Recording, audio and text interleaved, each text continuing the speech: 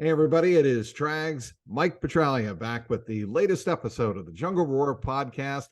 And it is my pleasure, as always, to welcome in the gentleman on the other side of the internet here. That would be the one and only James Rapien, one of my very favorite buddies on the beat. There's no question about that. I'm not just BSing you. I'm being very sincere about this. You can follow him on Twitter at James Rapien, but you know that by now. You know his great work from Locked On Bengals, the only daily podcast exclusively devoted to the Cincinnati Bengals.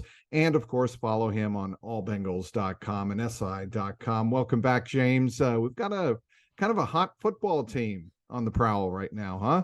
Yeah, it's been a lot of fun to cover. Thanks for the kind words. I do think it was hyperbole a little bit, as you like to say, but yeah, no doubt. No, it definitely yours. And I would only drop that line here on the JungleRoar podcast, but I appreciate you having me. So let's first of all wrap up really quickly what happened in Nashville on Sunday. There are defining games, I think, in every team's season. And I think what the Bengals did to a healthy Derrick Henry, holding him to 38 yards on 17 carries. He did get out for that 169-yard screen pass that Cam Taylor caught him from behind, fumbled in the end zone, and Treylon Burks hopped on it for the touchdown, Tennessee's only touchdown of the day. But I think what the Bengals were able to do there was in that game show how tough they can be, their mental fortitude. They were down 10-3 in that game. They were on the verge of being down at halftime before the missed field goal. And then they came back and dominated in the second half. To me, more than anything else, the way they played in the second half on the road against a first-place team shows me that what this team could be capable of in the final 6 games and beyond. No doubt. They're battle tested. And the fact that you're able to go down there and win without Ja'Marr Chase, win without Joe Mixon, they wouldn't have done that last year. They wouldn't have won in the divisional round without Ja'Marr Chase. I'm not sure they would have won a game last year without Ja'Marr Chase. That's how vital he was to this team, to their success. When he didn't go, it really was tough sledding on offense. And that's the hope now, right? Is that, oh, well, now you get Ja'Marr back. The offensive line has hit its stride. Joe Burrow is playing like one of the best quarterbacks in the league, really outside of week 1. They've won 7 of 9, 5 of 6. And to your point, Sunday's win was the first time I think they finally dug themselves out of the hole that they started the season in. Right. And they've been fighting it and battling it. And it was 0-2, then 2-2, then 2-3, then 3-3, then 4-3, then 4-4. And it just up and down, up and down, up and down. 6-5 wouldn't have gotten it done. We'd still be talking about, it was a slow start and Pittsburgh. And while that game still hurts week 1, I think they've dug themselves out now where it's like, okay, now you're 7-4. It is what it is. But you were perfect in November, and you had this big win over a Tennessee team that was red hot. They had won 7 of 8. You go on the road, you're shorthanded. You get it done. They're definitely going to the playoffs, the Titans. So you get it done on the road against a playoff team. And now you have these 6 games where you can really measure yourself against some of the best teams in the NFL. And by the way, I don't think the Bengals have played their best football yet. With Ja'Marr Chase and Joe Mixon coming back, we could certainly see that maybe starting on Sunday against the Chiefs. And it's ironic to me, James, that the biggest tackle of the day was made by arguably, the smallest player on defense, Mike Hilton. On that last Tennessee drive, he comes and chops wood, literally chops wood, gets Derrick Henry at the ankles and knocks him to the ground. And to me, that was the defining defensive moment of that game for the Bengals, for a guy of Mike Hilton's stature with a broken left pinky. And we say, left pinky. It's mangled. And he's playing with, some pain and discomfort in that pinky. He goes in low on Derrick Henry, takes him to the ground, and really, to me, even though it was later in the game, sets the tone by his second takedown of Derrick Henry in that game.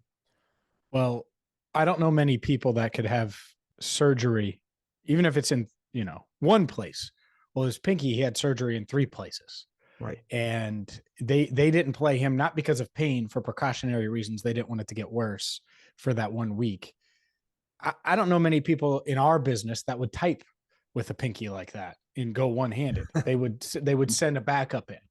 So yeah, I agree with you. I think would. Mike Hilton. No, I'm not. Hey, but I think that Mike Hilton is one of the toughest players in the NFL. Yep. I love the edge he has to him.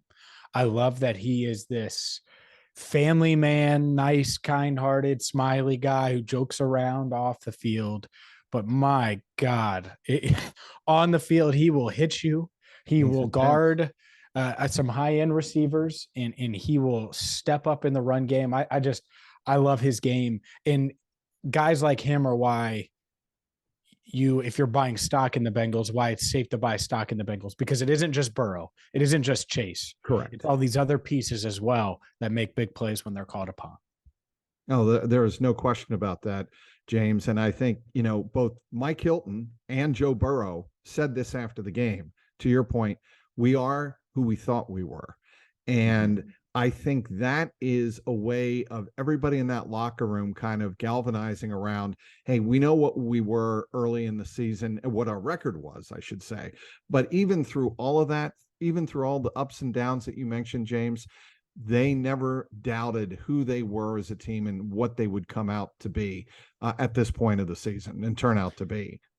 Yeah, I think that's cool. I mean, especially a young team, a team that if anyone would have predicted a team to have a Super Bowl hangover of the Rams and Bengals, I think a lot of people would have said the Bengals, at least nationally. And when you start 0-2 and you feel the pressure that comes with that, it's hard to respond. It's hard to respond to 2-3 and continue to bounce back, to bounce back on a short week after getting crushed on Monday Night Football, losing your top corner, right, and not having Mike Hilton. And this team has done that. It's hard to win 3 out of 4 without Jamar Chase. But I think that as good as they were last year and as magical of a run as it was, there wasn't this adversity that they faced this year. They're more battle tested. The adversity last year was more about they're young and they've never been there. You got a rookie receiver leading the way, a second-year quarterback who didn't even play an entire rookie year. All of these things. Young head coach that was 6-25-1 going into 2021. All of those things. This year, it's how do I overcome this? How do they overcome losing Reader for the majority of the season up to this point? Not having Cheeto, not having Jamar Chase for a quarter of the season. A lot of key pieces have been out. And yet you look up and they're 7-4. And I went back and I looked, I was like, okay, well, where did I have them after 11 games? I had them at 8-3.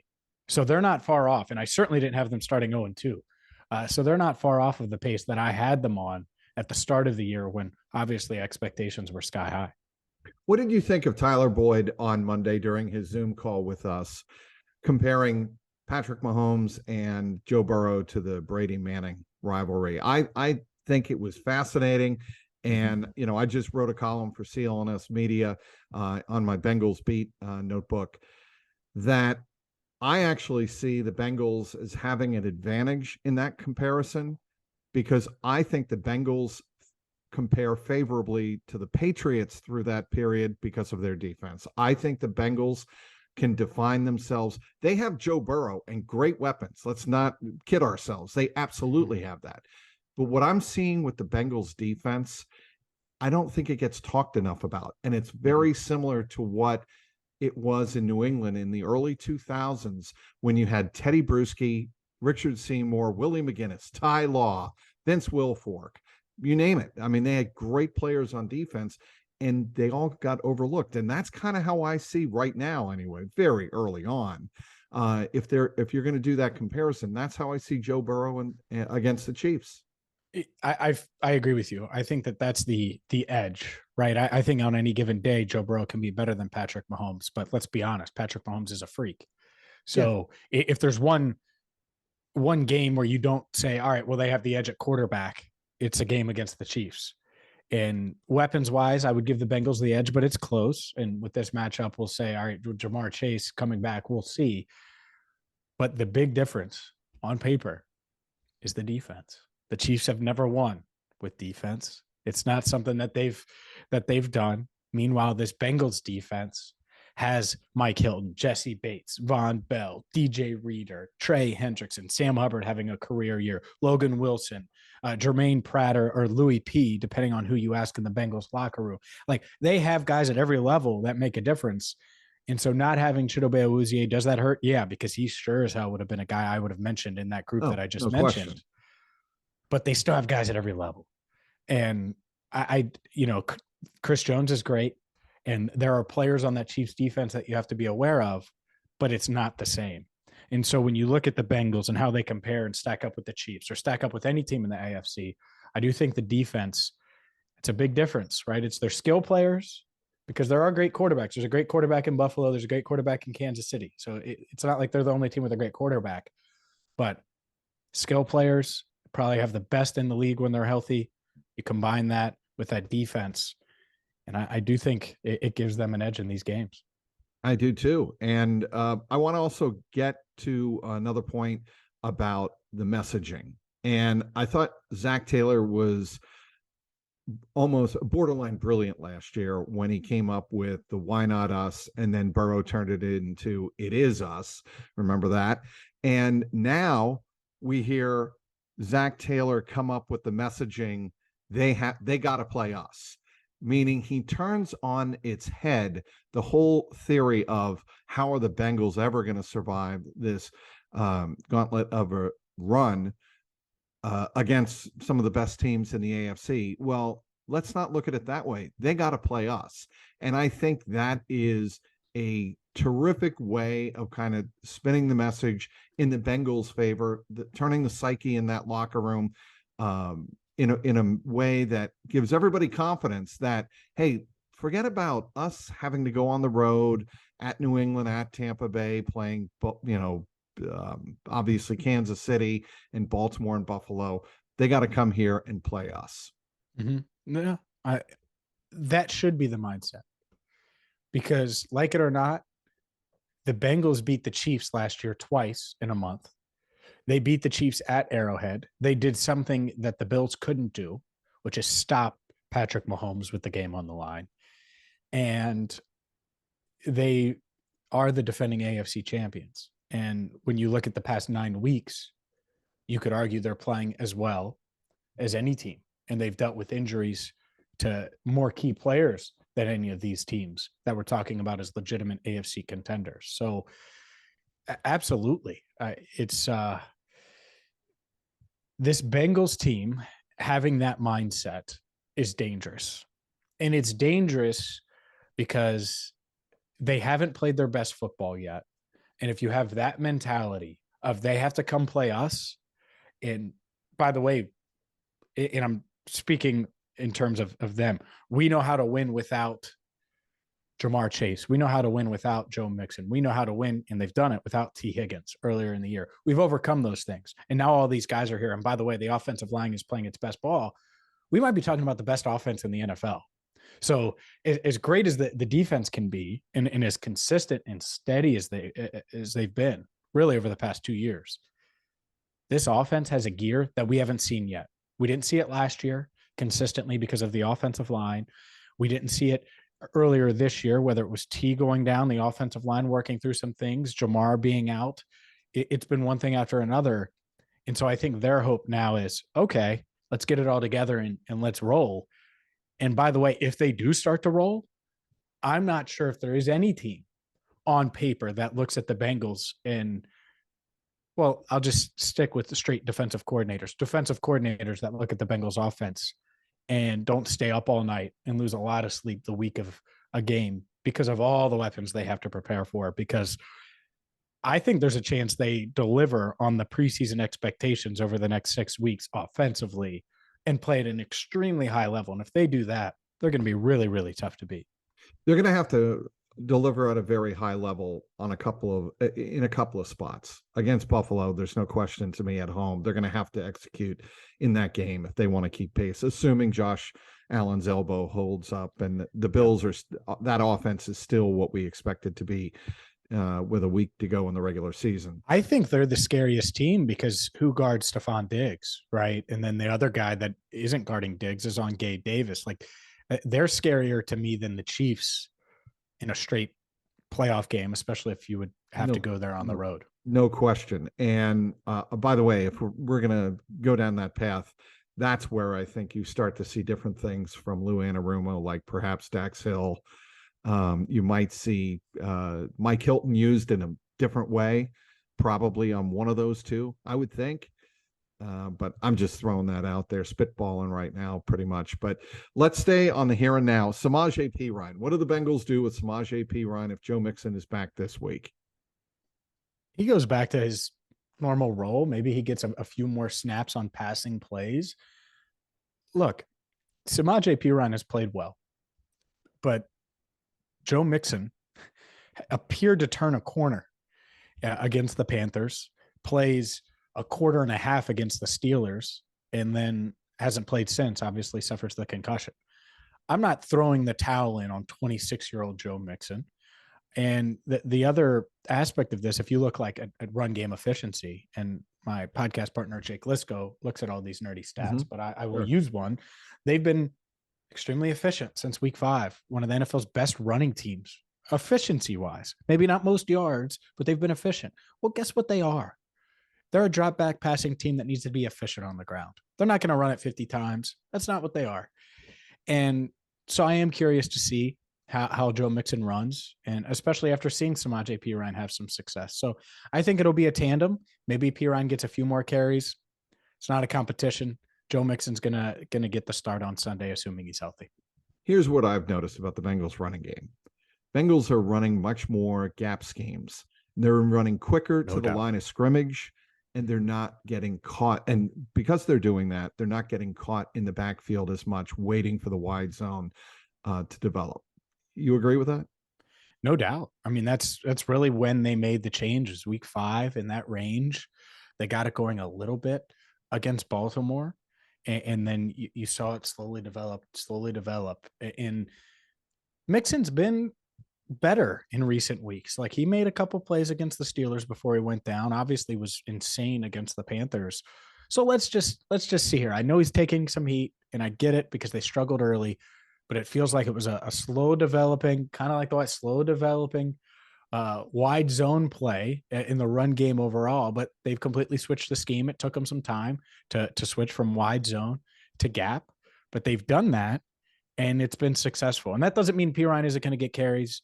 I just think Mixon's going to get carries too. And seeing Perine have success, I think he may change his style a little bit. I also think James Rapien of SI.com, allbengals.com, and Locked On Bengals. I think it's important to understand this is not either or. It's both. And I think Joe Mixon is going to get his carries. I think Samaje Perine is still going to get his opportunities, maybe even more so in short yardage situations. But one thing I want to see from Brian Callahan and Zach Taylor, don't be predictable. I don't want to see Samaje Perine coming in every third down. If he's on the field third down, it's a run. Or if he's not on the field with Joe Mixon, it's a pass. They've got to stay out of that tendency. Well, mentally, Mixon has to get better. He has to be a better pass blocker. And to me, it's mental. It's not physical. I mean, the dude's a giant, right? It's a mental thing. And so figure that out, because Travion Williams has figured it out. At least he did. He had a good pass block rep the other day, and he wasn't getting a ton of reps out there. Samaje Perine, we know what he is as a pass blocker. That's the difference. That's what makes it hard, right? To put Mixon out there on third downs. But I agree with you. It can't be Perine on third downs and Mixon on the other. We've seen that before, right? Mainly with Giovanni Bernard and Joe Mixon in the past. Can't be the case. You need Mixon to be dialed in here, focused, and be able to stick people when they come in and try to hit Burrow. Know where the blitz is coming from. Read it, understand it, all of those things. And I know that's been a point of emphasis for Joe. And that, of all of the things, when people talk about dancing in the hole and all of it, hesitating, waiting, that's the thing that irks me the most, because I think he has the physical ability to be one of the best pass blocking backs in the league. And yet it has not come to fruition. And I think that's held him back as a player. I think it's held this offense back, and hopefully he gets a little better at it during this final stretch. What do the Bengals have to do to contain Patrick Mahomes this Sunday? Well, it starts with Kelsey, right? I mean, Travis Kelsey's having clearly the best tight end in the league. One of the best tight ends ever, having another great year. So much for all the talk that he wasn't going to play as well without a Tyreek Hill, or he had, reached that point where he was going to be on a downswing. And that's kind of from a fantasy football aspect. I know people thought that coming into the year didn't happen. So can you contain Travis Kelsey? It's much, much easier said than done. I mean, him and Mahomes have such a rapport together. So it starts there. But the thing with Mahomes is he gets outside the pocket. He makes those plays, and the Bengals did a good job of this. Don't let him outside the pocket. Keep him in there, and make it tougher for him to make those explosive Patrick Mahomes like plays. So if they can do those two things, I think they have a shot. At the same time, the Chiefs, they're a little more dangerous in a way this year than in years past. And last year, what the Bengals did was pretty simple. All right, we dare you to run the ball, and we dare you to throw it to someone not named Tyreek Hill or Travis Kelsey. And they didn't have the answer to that. Well, now there's no Tyreek Hill. And so they're okay throwing it to Marquez Valdez-Scantling. They're okay throwing it to Juju Smith-Schuster. They're okay throwing it to Kadarius Toney if he can play, and we'll see he's day-to-day with the hamstring. Like, they have all these other weapons that might not be the name of Tyreek Hill, but they have more options. They have more variety. And when you have Patrick Mahomes throwing the ball, that's a dangerous combo. They do not have McCole Hardman, who is out with an abdominal injury, and that is a big, big loss for them because he's their speedster. He is their speedster. I was going to say they didn't have Tyreek Hill at the beginning of the year, but they still had McCole Hardman, and he is maybe not step for step as fast as Tyreek Hill, but doggone close. And not having him in that lineup, I think, certainly helps the Bengals to some degree. Certainly, given the fact that you're playing Cam Taylor-Britt, a rookie, and you have Eli Apple on the other side. I actually think Cam Taylor-Britt is getting better and better. I think his foot speed will help in this game, but I am concerned about him getting beat downfield. I mean, we saw it against the Titans. He was actually in position on that deep ball, but just couldn't make the play. Got to attack the ball. That's the part. You're right. He stayed with Burks. But it's going to be different going up against some of these veterans, these savvy veterans. And Patrick Mahomes' arm, spoiler, Trags, Patrick Mahomes' arm is not Ryan Tannehill's.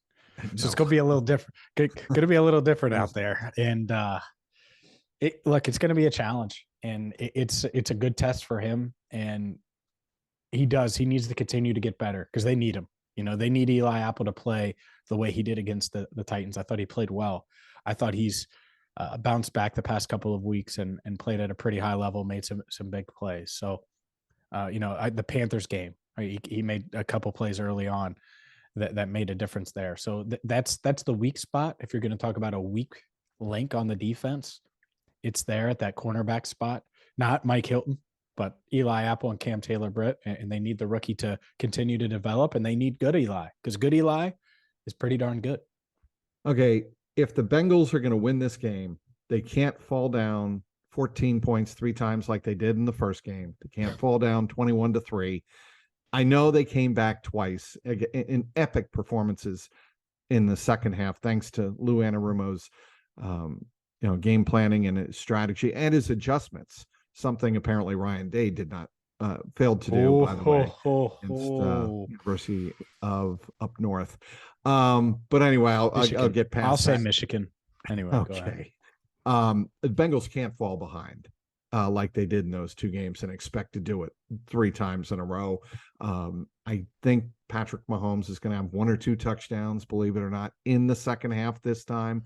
But I do like the Bengals coming out on top 31-27. Do you really? Yeah, I think it's a tough game. I haven't really thought of a prediction yet. It's it's still Tuesday. Heck, we were in 48 hours ago in Nashville and watching the Bengals have that one. So I think it's a tough game. It's their toughest game so far. I think the Chiefs have been the best team in the league up until this point. But it's a great test. It's a great test because you get to see how you stack up against the class of your conference. And whether it's the Bills or the Chiefs, those are the 2 teams that everyone has kind of penciled into that AFC title game.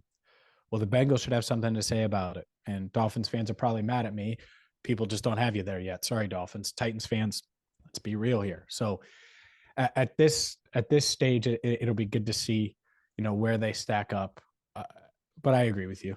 Can't get down like that and expect to come back. And I kind of want the duel, and maybe it ends up happening in the playoffs, but the Burrow Mahomes duels, when a team is just dragging the other for the first half, and then the second half it's the other way.